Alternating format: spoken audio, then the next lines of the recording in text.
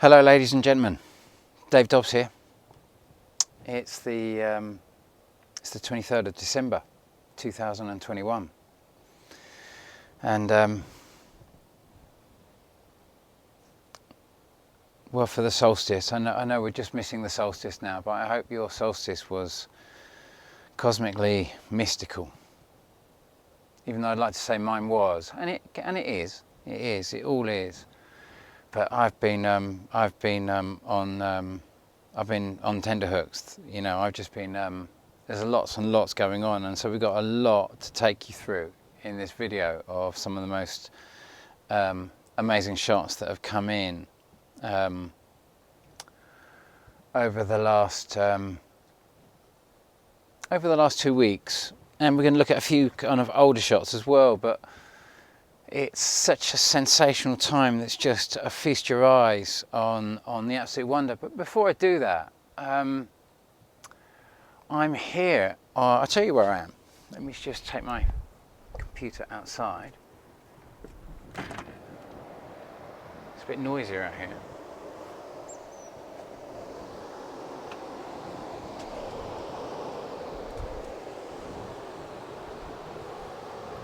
So, what have we got? Yeah, you can kind of like, that's the flood defense. That's the flood defense that's run by the Environment Agency. And that big bridge there that leads into the Abbey, that's the bridge that flooded in around about July 1968, and of course there's the Abbey in all its glory, and you can't really see it from this perspective, but as you look at the actual Abbey, you can see to the sides of the kind of like of the main spires up there, the four turreted spires, if it is four. You can see these big arms reaching down. Maybe I'll show you a shot of that.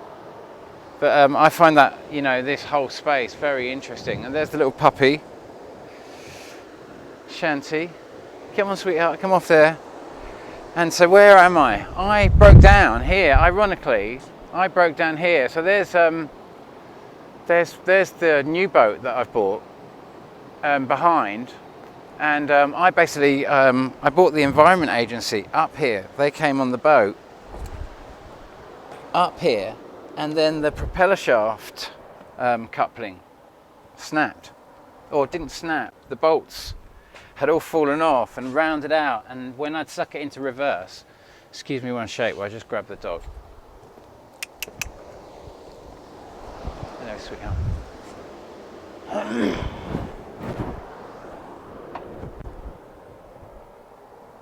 Come on, you little rascal. I'm just going to put the dog down over there. Good girl.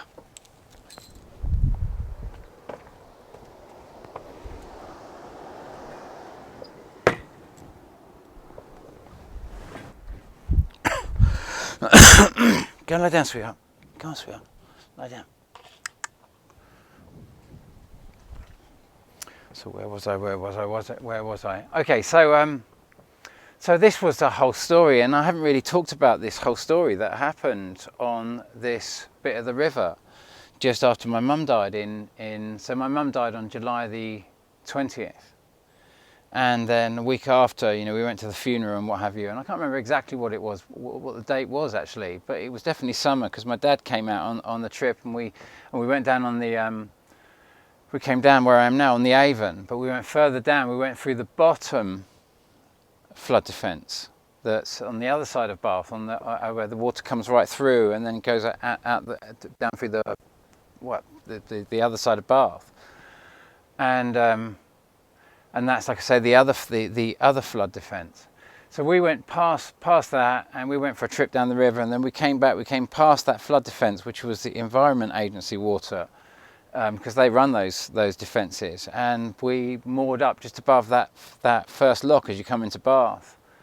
So really, it's a terrifying lock as well, and I did it with my dad. And the water, it's a very really deep lock. The water moves through there fast. It's really, it's the the kind of the river kind of, I don't know what you call it, machinery, locks and all this sort of stuff is really, it's fantastic around here. You know, the guys who run it, you know, I had a chance to meet all the environment agency around here because my boat was above there, and what happened was there was some kind of failure on one of their flood defences, like the one I just showed you, but down at the bottom on the other end. And it let all the water out of the river, and so my boat was grounded on a rock, and it pushed the cross members of the inside of the boat up, and it forced the floor up, and it forced the whole walls out slightly. And it was an old boat, you know, I just got it, and it needed work. It needed 2 plates. I got it needed new plates, but more than anything else, the work that I've had to do on it was, the previous guy had it. I got it cheap because he'd stripped all the paint off it, taken all the vents off and everything else like that, and then he'd had some issues, something had happened, I don't know why, but he couldn't complete it, and it had been left in that state, and so a lot of water had come inside, and without any paint on the outside, it looked it looked terrible, to be honest with you, but it just certainly didn't have that damage to it, you know. And so it was so it added a complication to it, because I had to kind of, you know, but they were really great, they were really fantastic, and they kind of met me halfway. But you can imagine, whilst I was literally moored up there on the river, because I was seeing that big flyby that was coming in. Let me go over to that for a shake, because we can look at all of these. Now we've got this big model that I've built. We can go back to 1968. We can go back to when these last big floods occurred, and make a little bit more sense of why they occurred and what was going on astronomically, and which is the best model to come to for probably even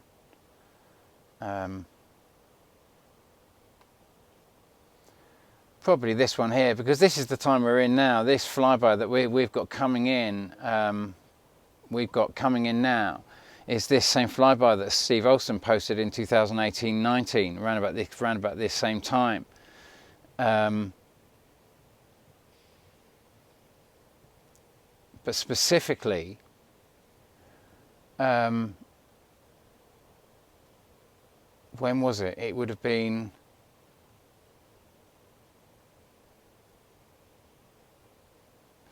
well, that would have been the time. That would have been the shot. That's the big shot that came in on the roundabout. I think it was the 9th of July 2020, just like I was expecting it. So we have this object, except it wasn't exactly this object, but it was an object moving exactly in this fashion. You can see I call it Hydra there. It was this big blue object, the one I showed you that ironically I'd stopped it on in that image, the shot that Jeff P caught on the 14th of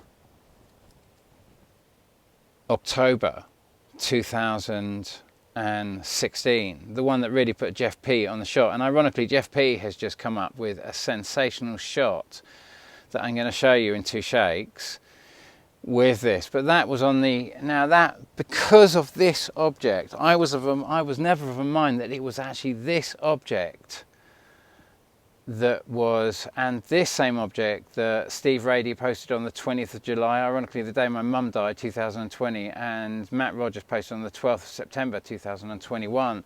And we've had loads and loads of corroborated testimony of this, and we're getting them again because this object has come back round from what it really orbits.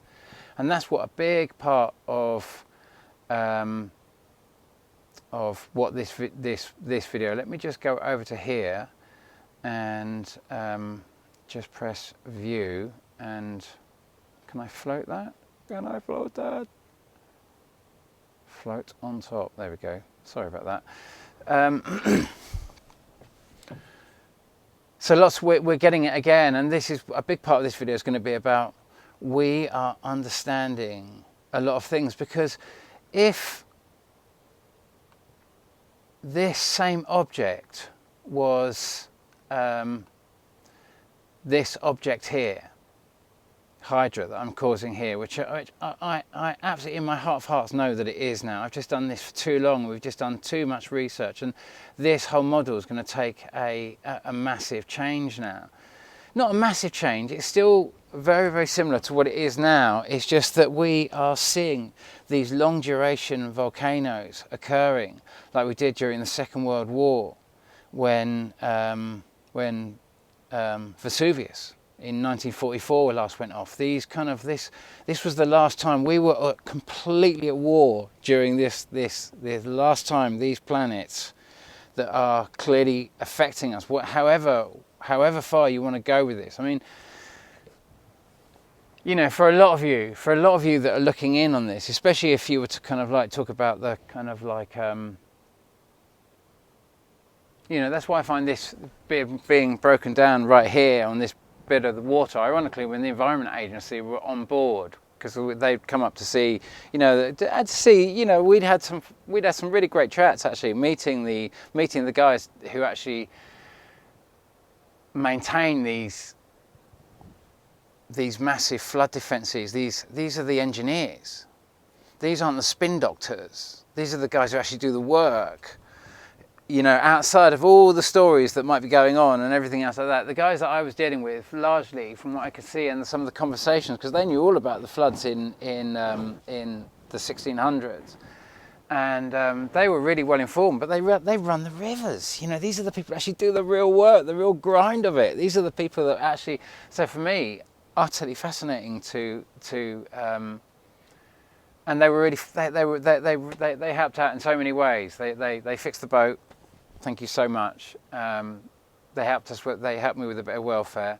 They helped a lot of people. They gave me a rope. They did lots of wonderful things. But they was amazing community support. You know, it was just the whole thing was just absolutely amazing. So blessings there. But from a perspective of how far anyone can go when you're looking at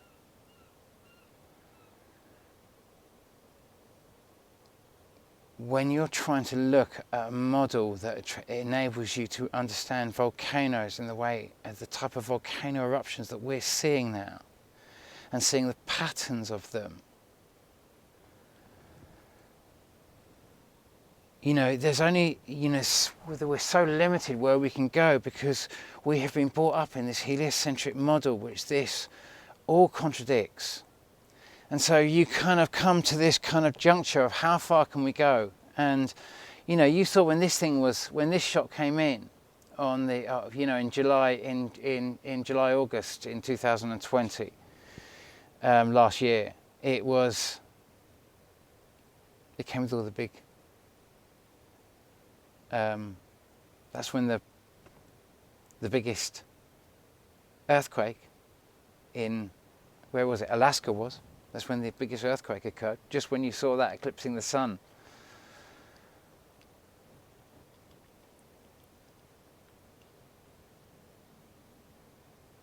When you start seeing that pattern, you know, how far can you go? You know, if you're just locked into everything is orbiting around our sun, is in the centre, everything's coming in around our sun.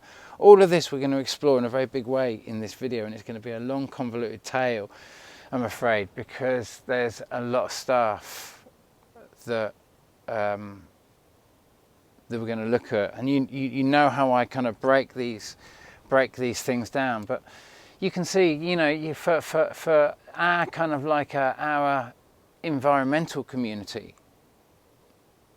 that see the world from a kind of like from maybe not so much the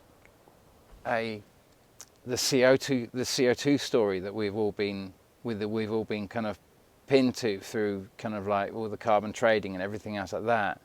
And we've got to remember, like I say, when we saw this, we saw the volcano going off on Mars. We saw smoke coming out of a volcano on Mars. Admittedly, you know, NASA told us, oh, it's not a volcano, it's just clouds. But you know, Mars is 95% carbon dioxide. Where's it coming from? You've got like 1, 2, 3, 4 massive volcanoes, and then you've got one massive volcano.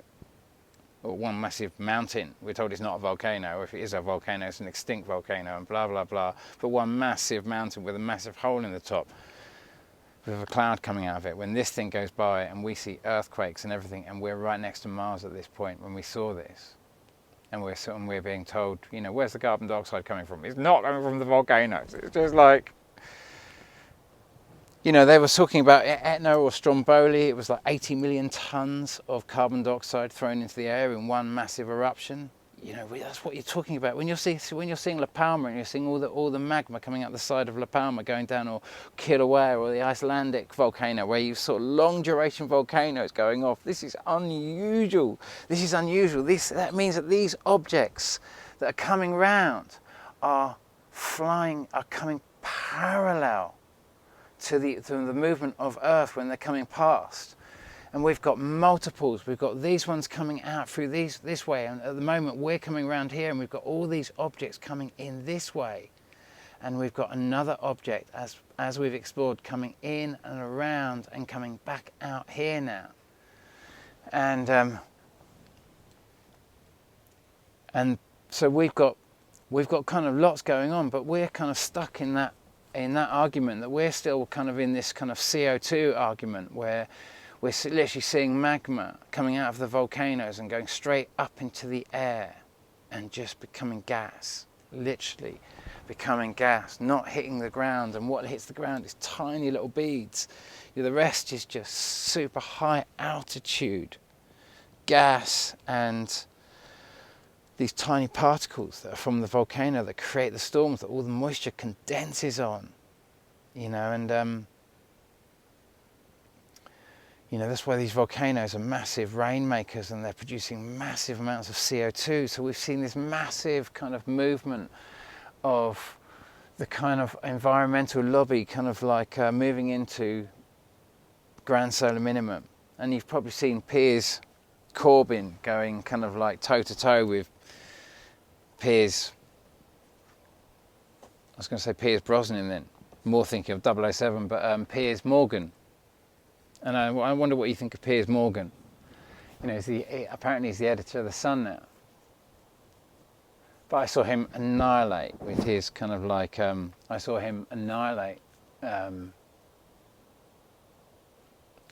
Piers Corbyn. He made him look like a total fool. You know, he's got amazing, you know, Piers Corbyn is his mind is so, he's got a proper scientist mind. He looks for the patterns. And Piers Morgan is the kind of like, is the gaslighter. It's the ultimate gaslighting techniques. You know, he's, what do I think of Piers Morgan? You know, he's,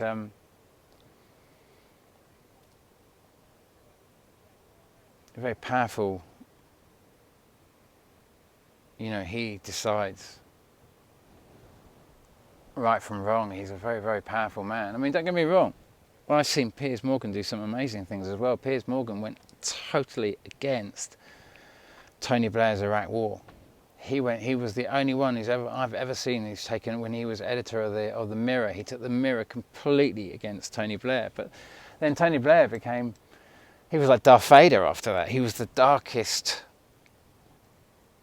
kind of piece on the chessboard, and ironically the best paid. He was the one who was given the pro-European candidate. He said, it's vital for the war on terror you stay in Europe, and everyone's just like, I hate. Well, they didn't say I hate Tony, they said I hate Europe, and they took all their blame of the Iraq war out on the European Union.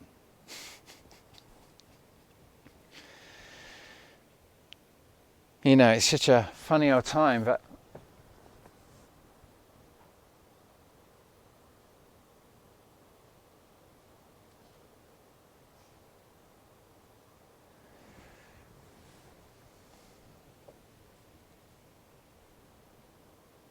I'm so anxious about these times. You know, I'm here in the same fashion. I've got my boat kind of got my boat moored up in a place where I feel is cosmic destiny, because this is where the kind of like the prop shaft snapped. Ironically, this is in 1968. Remember, the last time La Palma went off was in 1971. So we can actually go to that. Let's go to the last time La Palma actually went off. Then, if I've got it up, yeah. So we'd have to go to. No, we can go to. We can actually use that one. Can we? No, we can't. We'd have to go to that one.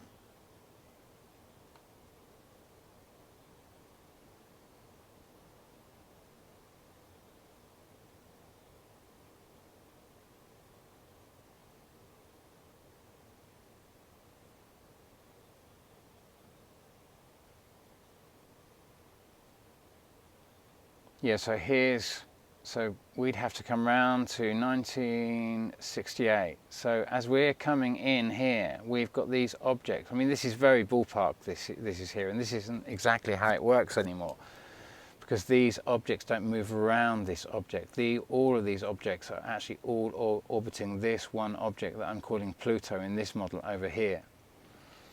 And so all of these objects, where I was to show that image I showed you, that Jeff P. image on the 14th of October 2016, I was always assuming that all these objects were orbiting that, and that crossed the ecliptic because of that plasma charge into the side of Mars in October 2016, that demonstrated the central aspect of this Pluto, whatever you want to call it, crossing the ecliptic plane. And clearly that is happening now.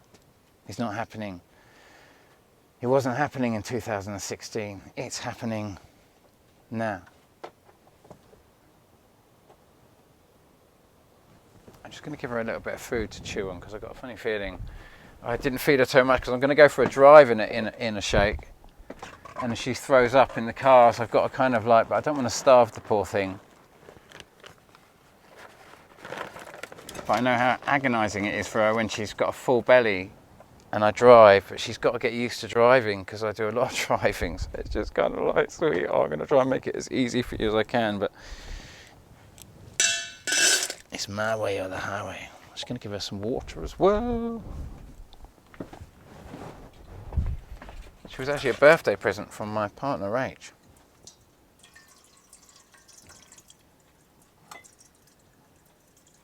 There we go.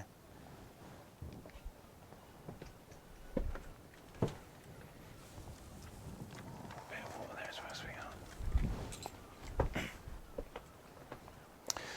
So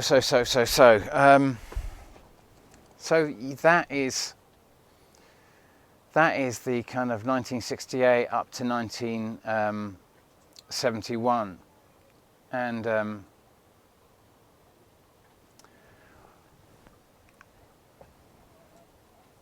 that's when we had crazy floods here. Dams collapsed in 1971. There was lots of crazy stuff, but 1968 was a real kind of like crazy time as well. You just had this man who just suddenly came in. Do you remember? 1968 was the time Dick Gregory, the black comedian who ran for, basically, as far as I can see, he won president-elect in 1968, and the New York Times, I think it was the New York Times maybe, ran the story that some computer systems can't be trusted, like the one that had given Dick Gregory 6 million votes, and no way would the American people have voted for a black comedian. So they promptly gave all the votes to this new fellow called Richard Nixon, who then became president in America instead of the Dick Gregory, and then Richard Nixon carried on with the 19, sent all those who voted for him off to, or rather hadn't voted for him. But he also, the French at that time wanted their gold repatriated, because they said there couldn't be enough gold in the US Federal Reserve to in the Federal Reserve, or wherever they keep the gold, for the amount of dollars they were printing. And so that's when Richard Nixon kind of opened up and dropped the gold standard completely to get himself to get the whole country out of that loop. But they invited everyone else into that same category, and it all became fiat-based money and speculative money after that. So, you know, this unelected man, supposedly, because they openly gave the votes from Dick Gregory to Richard Nixon.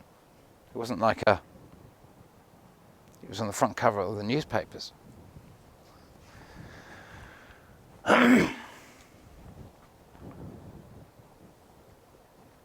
So it's an interesting time, but that's when it flooded. That's when there was lots of crazy storms. That's when the volcanoes were going bang. That's when you can see that in this model. So when you actually sort of go back from that, come and lie down, sweetheart. Come and lie down. Come and lie down. Lie down. Lie down. Lie down now. Come on. Say. No. So difficult because she thinks I'm talking to her when I'm making the videos. No, stay there. I keep forgetting my train of thought as well because of the. Okay, so we're going to go back. So just kind of like you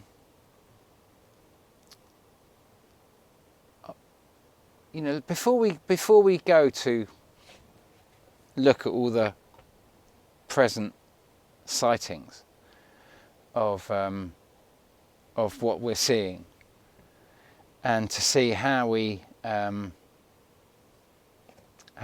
of get to this point where we see a crossing of all of these objects, and how they can be drawn into from where they orbit to our sun. I want you to think about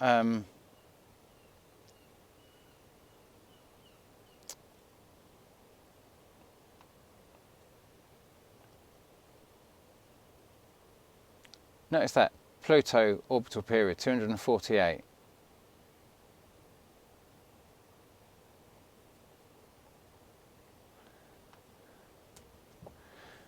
I want to talk about this model.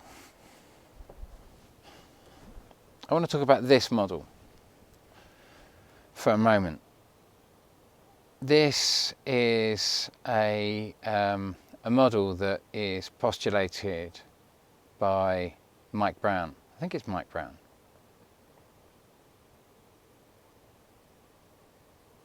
Comments are turned off. Yeah, by Mike Brown. That's quite interesting is they've turned the comments off. I can kind of see why. You can see that his notion here of the ninth planet, I think he calls it Eris.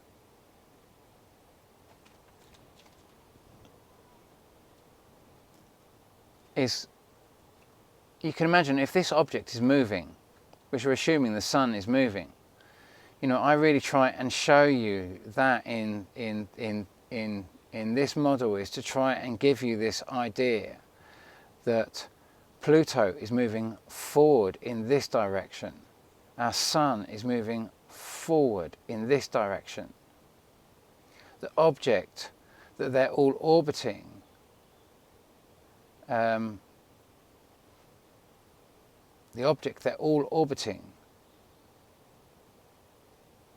is moving forward also in this direction. All of these objects, which means that all of the objects coming in, whatever is orbiting our sun, objects are going to come in and go back round, and come in and go back round, because, or rather, we're going around that way, sorry. So they're going to be coming in, going back round, coming in, going back round. This front edge is going to be hang on, am I getting that right?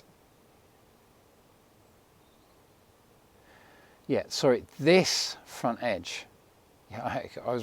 This front edge is, the front edge of this is the actual perihelion point.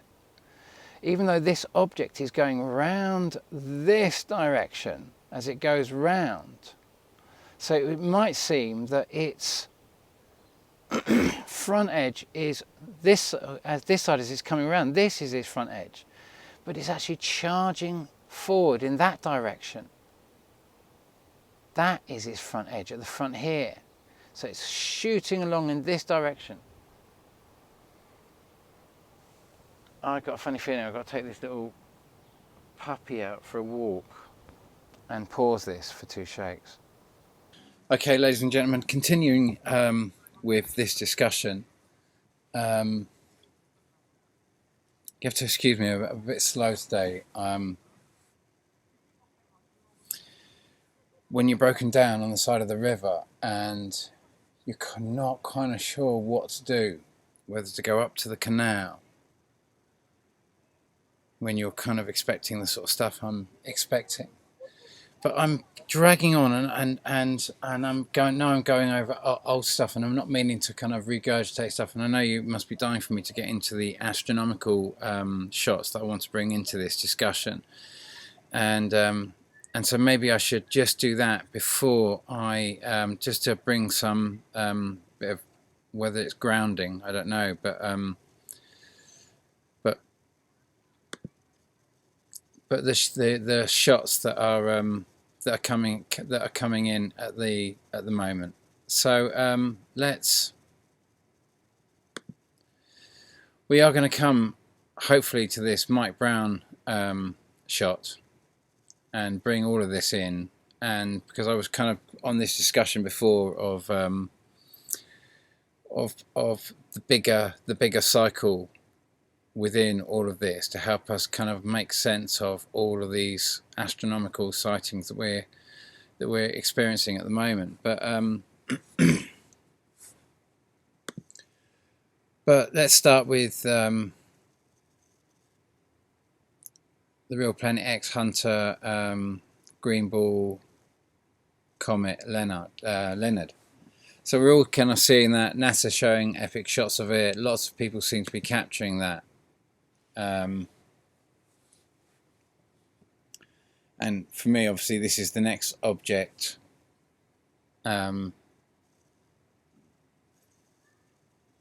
This is the next, as it were, object coming in. This is the only model I actually have it running up to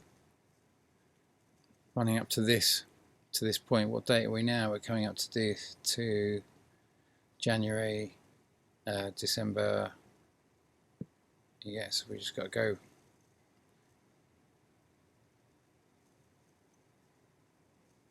So we're looking at Europa, what I called Europa here, coming in and coming round. And Kerberos, one of the 2 twins that's currently coming in now, that's going to be causing the Icelandic volcano starting now, is this one coming in. And this one has come in, gone through, like that. Now, I've got these angles a little bit wrong, as I've kind of discussed in this. This model was made pretty much this time last year, and I'm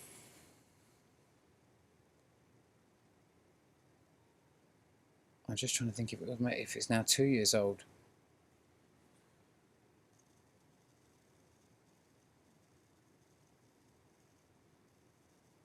No, I don't think it was, because the famous Nick Thomas shot. Well, let's just bounce across to that famous Nick Thomas shot there on the 9th of July. Yeah, like I discussed all this earlier, didn't I? In this video, how we're kind of seeing these kind of like how these objects are obviously running parallel now, and causing long duration earthquakes. But let's just come back now to the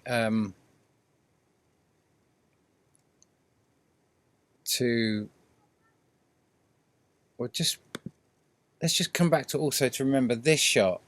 This was like in November. This was a Brandon Corey Nagley shot in November. Now imagine if this is the red dwarf planet, that the objects that I'm going to show you in a shake are really orbiting, and that this is the object. This fits in perfectly with my model, that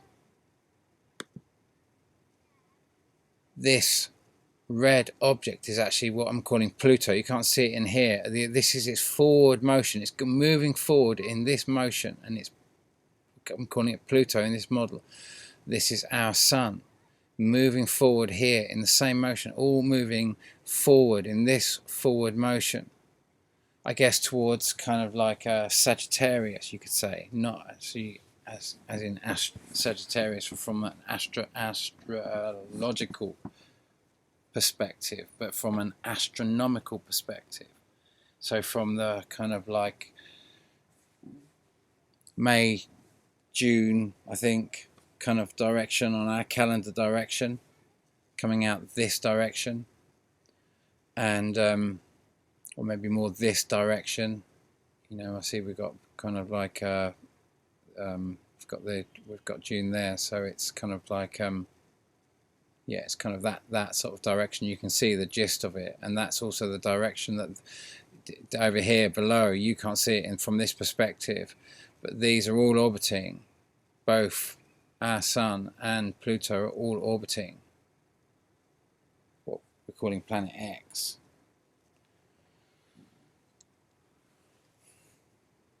And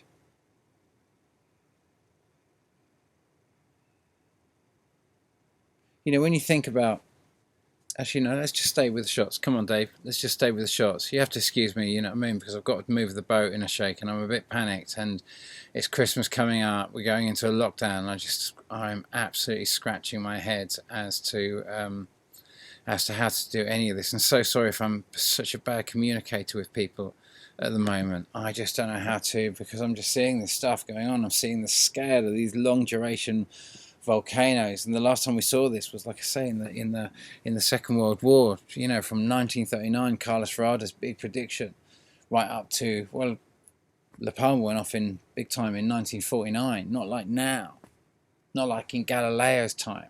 In Galileo's time, when we had the big tsunami and everything else like that, this has outdone Galileo's time. You know, we have to bring all that into proportion, and so we're seeing this shot coming in. We know that it's in my model. This is the one that caused the kind of like on the 26th of February 2010, it caused the Icelandic volcano to go off, just like it's going to cause it to go off now, but now it's going to be much bigger. Don't forget, these are all coming in on a parallel to us, and so it's going to be bigger, but it's going to move much more quickly down towards La Palma, Vesuvius. That's what we're very likely going to see in February, March, and also, you know, this, you know, on the 26th of February 2010, the big Icelandic volcano, and on the 27th of February 2010, the day after, the 8.8 in Chile. So think of that as going, the movement going perpendicular from top to bottom, from the north aspect of our solar system to the south, straight through. What we're experiencing here is long duration volcanoes. This, you know, I always had this, like I say, passing in 2016 because of Jeff P's shot, and you know, guys, because we're, like I say, we're realizing that we're getting all the signs of this. Yeah, you know, Iceland is waking, and we know it's going to seriously awaken. Then we had this Jeff P shot. I said I'd show you this Jeff P shot. I hope Jeff, I so hope you don't mind me just showing people this little excerpt of just the movement of this object that you've caught. See it moving, and he's just showing you that kind of sheer movement of it. you know, now we're getting further away from it now, you know, but it's this is in our night sky. This is not in our day sky. This is exactly where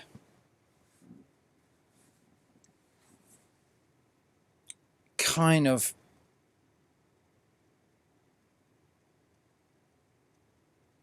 is it where we'll have to look at it. Is it where Mike Brown might put Eris, because you can start figuring out where Mike Brown would put Eris. I might do that through this video, just through this, to show you that.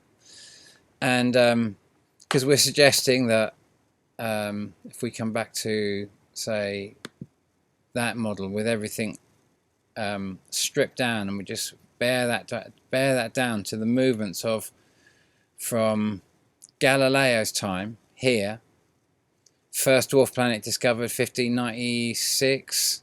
Then Galileo's time, he's seeing Jupiter massive, like what that is, seeing all his moons and everything else like that. And then we come 84 years later and we get Isaac Newton, you know, 1681. He sees the moons of something. You know, he says it's Halley's Comet. We see multiple sightings. We go kind of pretty much 84 years later, we come to William Herschel's Uranus. That is kind of like, Uranus supposedly got an orbital cycle of 84 years. Go figure. Go figure. So then we come to Neptune, 1846. So Uranus is 84 years after Isaac Newton, which goes, because you're suggesting, if you're suggesting here it's 84 years, then you're suggesting it would, then Isaac Newton would have seen the same thing there, because it's 84 years before. But you go forward, so how much would you be assuming they would be saying Pluto's orbit is?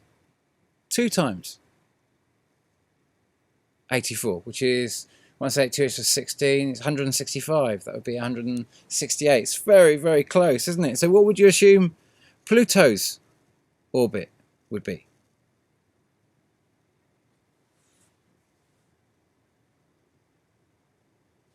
I've got it somewhere. I was almost expecting you to answer that. One of these says Shopper, Neptune. I thought I had one. Maybe that was it.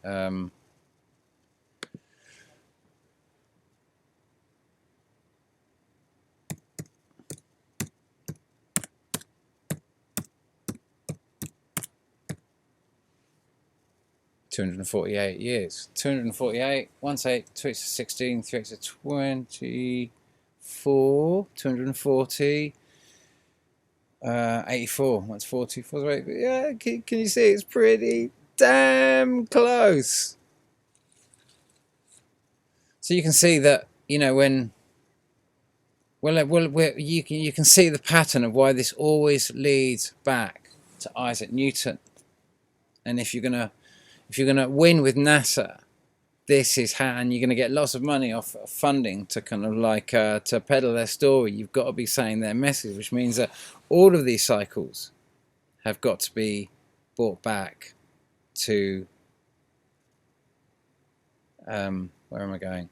To the NASA story, and I'll show you how his comes back. But let's keep. So we've seen that.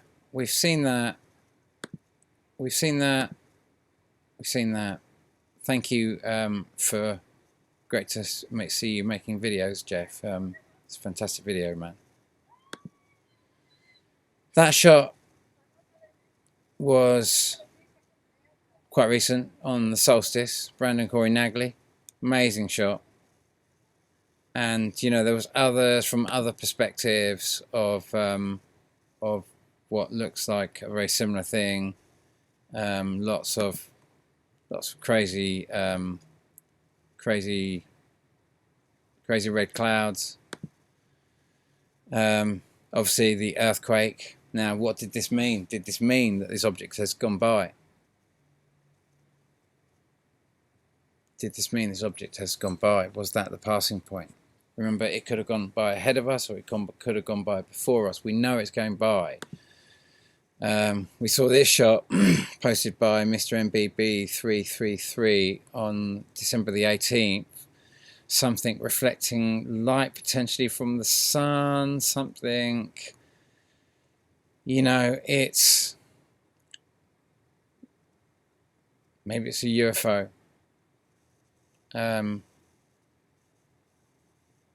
Interesting shot in the sky there as well.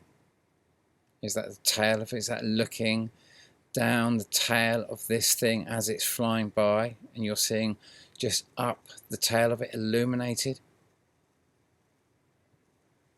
That was on 18th of December. Another shot of the tail of this thing, different day. People saying, oh, it's just a mysterious cloud that formed on that day, and it's still there. It was there, kind of like the same things there. You know, how many days? It's 6 days before. Same thing coming down in the sky, and he shows just again loads of different shots of it from different people. Just like, come on, guys, we've seen this over and over. People seeing the red dust coming down, and just like what is going on up there? You know, you're seeing the biggest storms you can imagine at the moment. And then you get this shot. This was posted by Brandon Corey Nagley as well. It's just like, what was that? That was on December the 13th. I mean, guys, look at that. It's just rude. That was over the UK.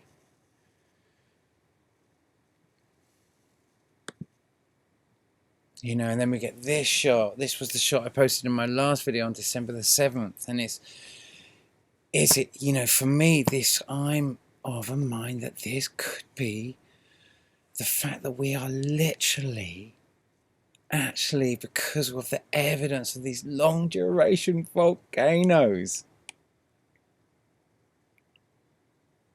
absolutely, truly be passing the main central hub of this now. And that, like I say, that shot, that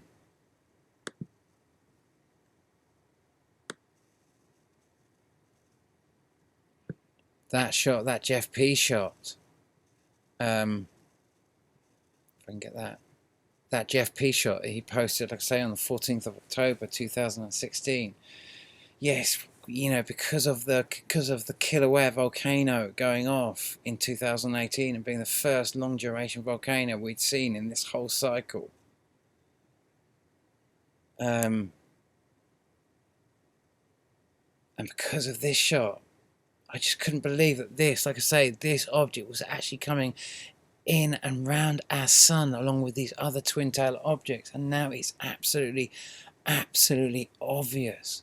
You know, we will have a super close flyby of that and have been plasma shot range of that without any doubt in my mind in August, September, maybe a bit later, but we know we've got that coming in. We know that we've got that experience. We've got the twins, the ones that caused, like I say, in 2010, it was, as I just discussed earlier, the Icelandic volcano and the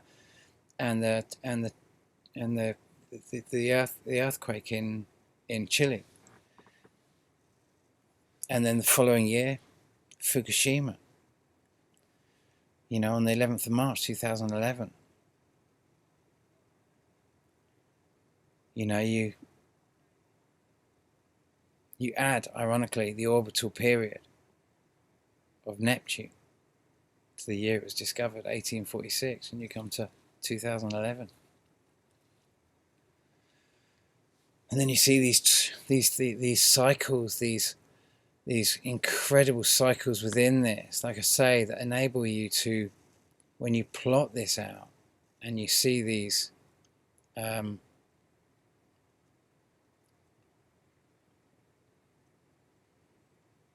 you know, funny enough, look, by random, my finger just stopped on that shot, and ironically, that is a Mike Brown kind of like picture I mean, just to show you if I'm making any sense with this, if I just come back actually to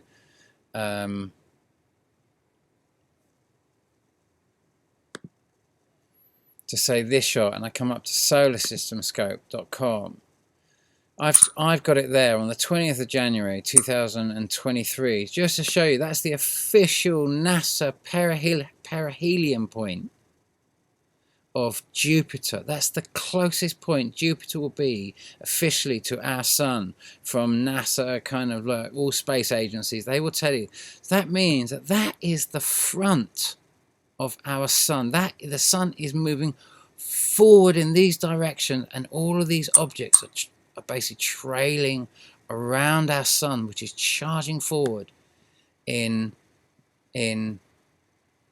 that direction, supposedly,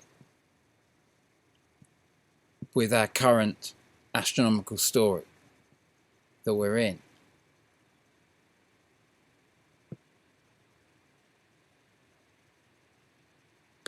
Now,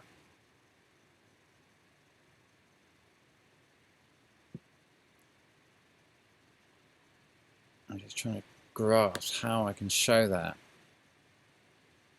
in, if I come over to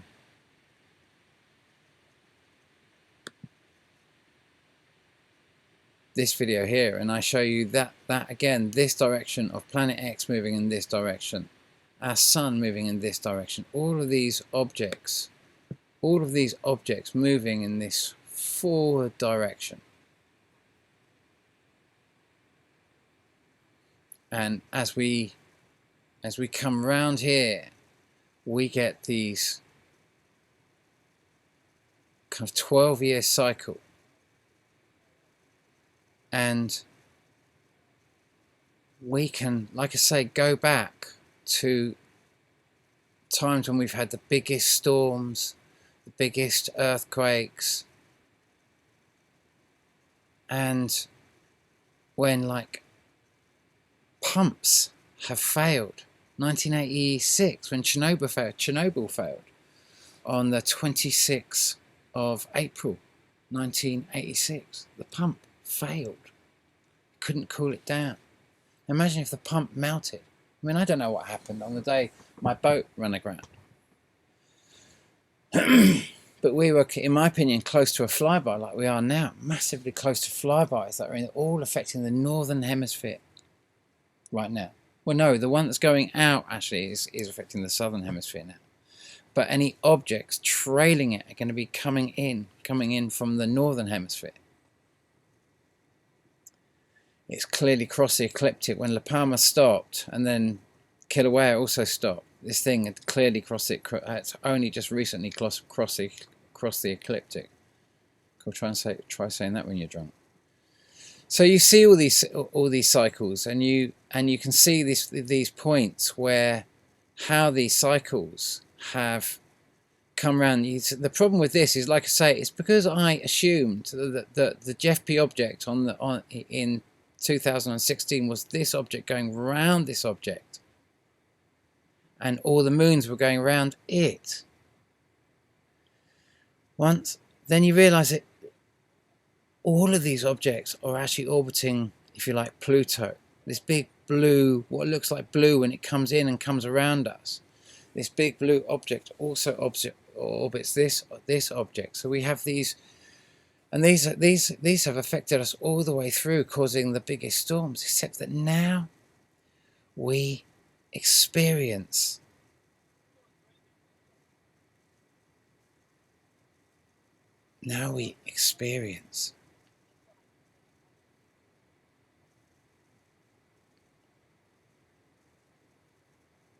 one, sure, let's just put that over there. Now we're experiencing Europa going back out, and we're experiencing Kerberos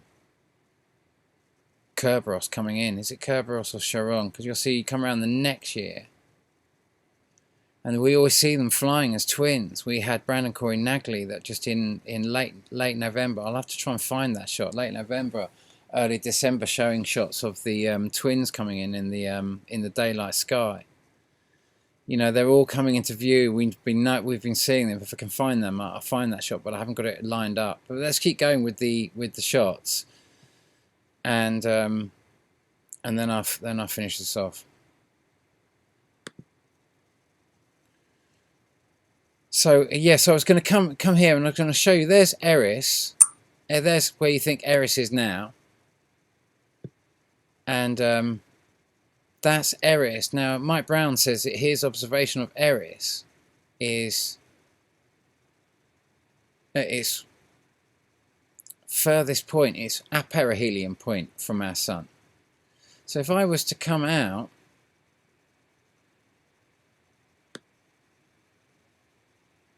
of that, say, and I was to bring that back to its last perihelion point to try and show evidence of that, what date do you think I'd come to?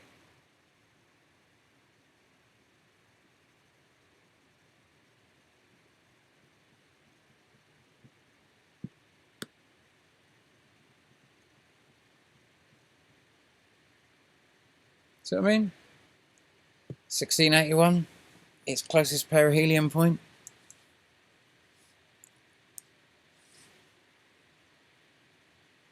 That's how you kind of like configure how to do kind of like a NASA funding. No, that's terrible, isn't it? The irony is, to make that work, he's had to make the perihelion point of Eris the completely the other way around.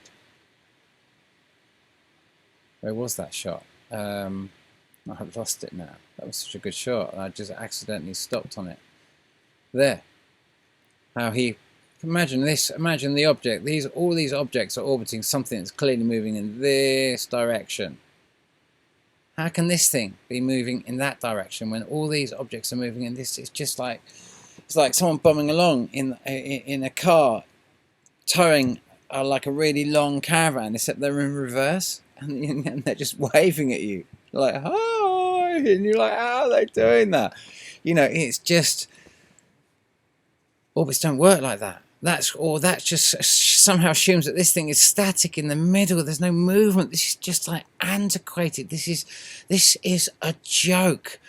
It's all leading back. You know, I collect those 50p coins where you see, I don't know if I've probably shown you those in the past, but there's a 50p coin that was minted, that obviously by the Royal Mint, and showing, it's a kind of a tribute coin to Isaac Newton, and it shows his real model on, ironically, on the coin. He's really showing our sun and this other object orbiting a big central something, big central second sun. And remember, this red object that we're seeing is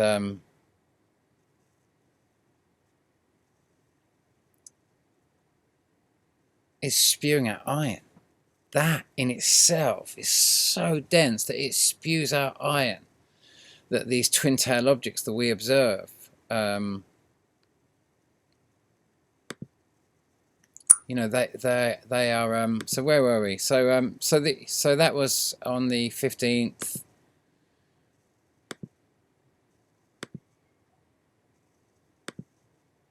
Where was that? This was a very interesting shot. He wasn't sure what he was looking at. That was on the 7th of December.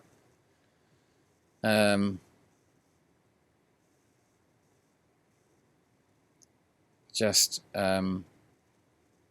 lots of evidence. We're just in the we are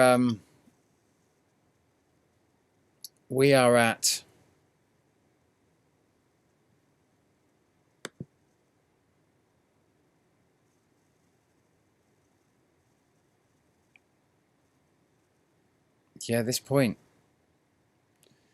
The object, even though I've got them coming under here, because I've run this model from I think 2004, this specific aspect of the model from 2004, I mean, it goes right back to obviously 262 when we had 3 days of darkness recorded all across the globe, and earthquakes all across Asia, all across Africa, all across Europe. You know, it was the downfall of the Roman Empire, exactly as supposedly Jesus had predicted, that there would be a reckoning for this type of rule over this earth. And this is what's happening now. This is the real cogs of our planet. And unfortunately, whatever your theories on what's causing these long duration volcanoes that I can predict, you can so easily see, you can so easily see the movements of these things. They're so obvious to predict now. And you know, however far you can go with looking at whatever astronomical model you're looking at, you look at what they're dealing with on the Yangtze River, just dealing with the flooding now. It's been the worst flooding for 1,000 years, and this is going to get worse because these are coming onto the level. This is the closest flyby for 1,800 years. Remember what that looks like when we spin back out of just going back to 2004, and then just going back to Pluto, and then, you know, just to the what was it called, the Carrington event in 1859, when anyone in any piece of electrical machinery got basically electrocuted. Everything, all the machines ran on their own. Massive pumps just failed, like they did in Fukushima, like they did in Chernobyl. There was a massive fireworks everywhere. We can't connect the dots of seeing the long picture of all of this, and then back to kind of like I say, to kind of like to Neptune, and to William Herschel, and to Uranus, and to Isaac Newton, and to Galileo, and then we start becoming distant from it. And we have to come back, you know, right back to kind of like, you know, the kind of time when King Canute tried to kind of stop the tide. What tide was he trying to stop? And we start getting closer and closer until we start seeing this mystery star that turns up in the time of Jesus' time, this massive earthquake and 3 days of darkness that caused the kind of like the downfall of Rome. You know, we are seeing big cyclic motions now of how this has really moved over the last 2,000 years. We are having the first glimpses of an overview and seeing all of the aspects of this now. And there's many errors in this model, as you can see, because of this error of allowing this one not to come in and come round. And so Hydra in this model is actually, you know, I call it Jupiter, Galileo's Jupiter, what he would have seen in 1613. You know, and you start piecing this together. You start piecing this together, and you start seeing. And so that's where we are now. We're in the middle of two massive flybys, one coming in and one going out. Doesn't get bigger than these times, guys. So we've got to pick big golden rings around ourselves and around the ones we love. We've got to kind of like keep moving that energy into a positive place, even though it's so scary at the moment, and there's so much big stuff going on, and it really is happening. The biggest storms, like I say, the stuff they're having to do on the Yangtze River to drain that, to stop the Three Gorges Dam from flooding now, is off the radar, flooding all around the world. Crazy, crazy, crazy. You can see how bad it's getting. Everything is never seen anything worse, and these volcanoes are now getting super big. We are going now into Vesuvius. Big volcanoes going off in the northern hemisphere. Everything that's happened below is now happening above as it's kind of moved through this cycle. That's a doggy telling me, it's time to go, Davey, it's time to go, it's time to go.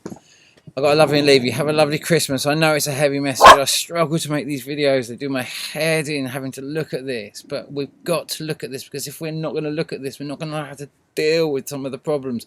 Imagine if some of those pumps had been manual, or they had understood a little bit more about what could go wrong at this time when you're that close and you have the plasma blast that we saw on the 14th of October 2016 caught on a webcam.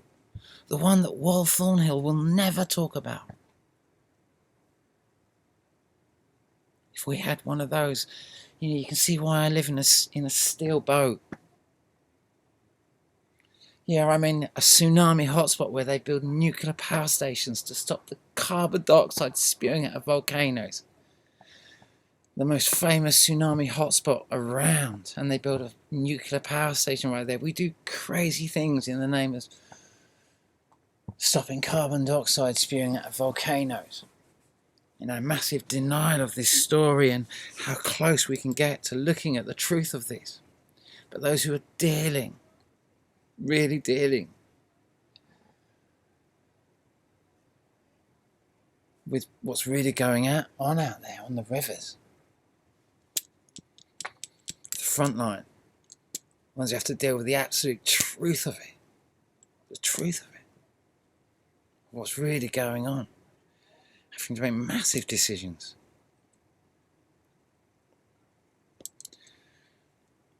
Thank you to you. You have to look at the real picture, while everyone else is just looking at this as a marketing idea and as a ploy to move money one way or another and to drive different agendas.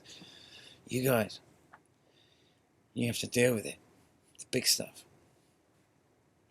To all those people out there on the front line in all of this, this one goes out to you. Thank you. Thank you.